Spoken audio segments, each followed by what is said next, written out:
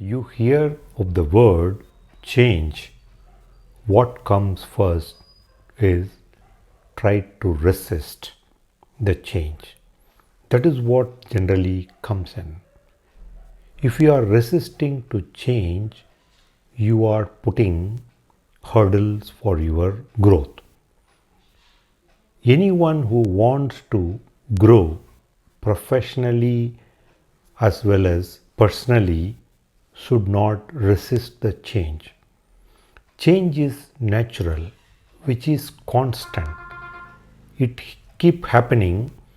So we need to analyze how this change is going to benefit you, how this change will help you to grow in the organization.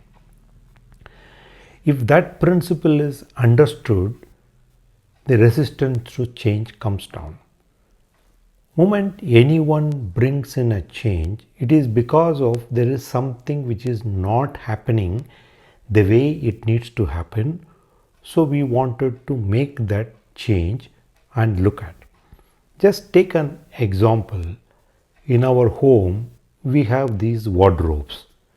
We keep arranging our dress materials in those wardrobe. After some point of a time, we feel the space is not sufficient. What we do? We start making certain changes. The way you put in the things, reorganize the things, that is the change you bring in. So with that, you feel happy. Temporarily, you sorted out the problem. Similarly, in organizations, also change comes in for bringing in an improvement.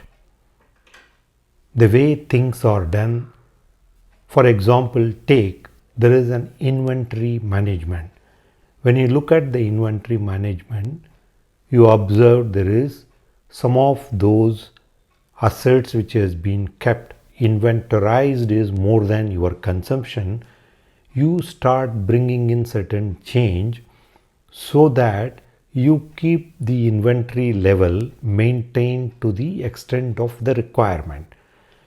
When this change is brought in, the people handling inventory management will have resistance, and as leader we will have a responsibility to make them understand why these changes are made. When they understand, they start giving cooperation. It is not all the time you should keep resisting the changes. Resisting the changes slows down your growth. Because of that, we need to understand why this change is made, how this is going to benefit you and the organization. Then it becomes easy for you to move ahead. So one part of the change, what is the change I explained, there is another thing which is there. What is transformation? Moment we hear of the word transformation, we think that there is something is going to happen. There is a cooperation kind of an attitude which comes in. Transformation is based on the vision, based on what organization want to reach and do that, wherein you need to take those steps which gives you to step up in your growth path. That is where you work on those transformational initiatives. Transformational initiatives involves the key stakeholder. With that, there is a buying in is there. Everyone says that yes, we need to take this transformational path to achieve certain things. Just going back to the example of change in the inventory management, the transformation on inventory management is bringing in a tool that helps the person who managing the entire inventory as well as helping the organization.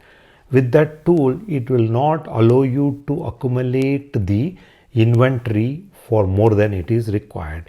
it makes the job easy for the person handling the inventory, as well as it helps the organization to achieve the ultimate objective. The difference between change and the transformation is change is something which you make the people to accept. You need to put an effort to accept that change.